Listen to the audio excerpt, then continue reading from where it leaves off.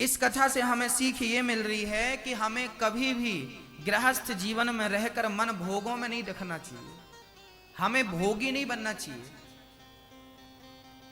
हाँ, गृहस्थ जीवन में रहना गलत नहीं है, गृहस्थ जीवन में रहिए, परंतु भोगी बनकर नहीं, योगी बनकर रहिए। यही गृहस्थ जीवन का सिद्धांत है।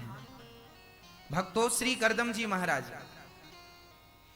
श्री करदम जी महाराज जाने लगे, उनका बेटा हुआ चले गए। आपसे मैं निवेदन करता हूं कि आपका भी बेटा हो चुका है और आपने तो अपने बेटे का विवाह भी कर दिया होगा।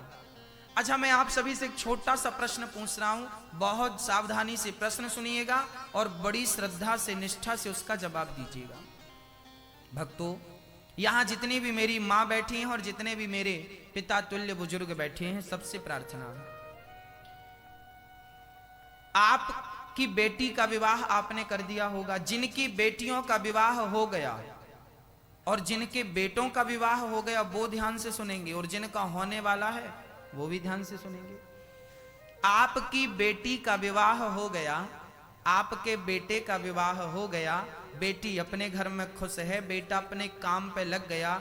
अब आप बताइए कि आप अपने गृहस्थ की जिम्मेदारी से मुक्त हो गए कि नहीं? हाँ या ना? जिनकी बेटी का विवाह हो गया, बेटे का विवाह हो गया, बेटा भी मस्त कमाता खाता है, बिटिया भी संपन्न है, तो आप गृहस्थों की जिम्मेदारी पूरी हो गई या नहीं? हो गई ना? अब जब जिम्मेदारी पूरी हो गई तो क्यों पड़े हो घर पे?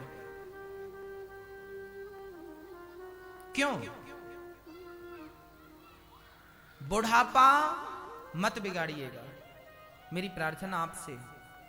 ये जो उम्र है ना, 25 साल तक ब्रह्मचारी रहो, 50 साल तक गृहस्थी रहो, 75 साल तक वानप्रस्थ धारण करो और फिर उम्र बचे तो सन्यास धारण कर लो। ऐसा हम नहीं कह रहे हैं, शास्त्रों का आदेश है।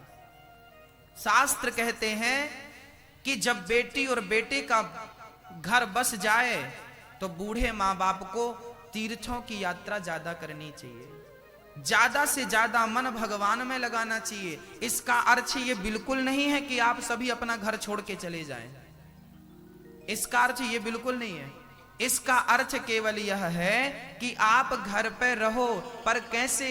जैसे कीचड़ में कमल का पुष्प रहता है। कीचड़ में कौन रहता है?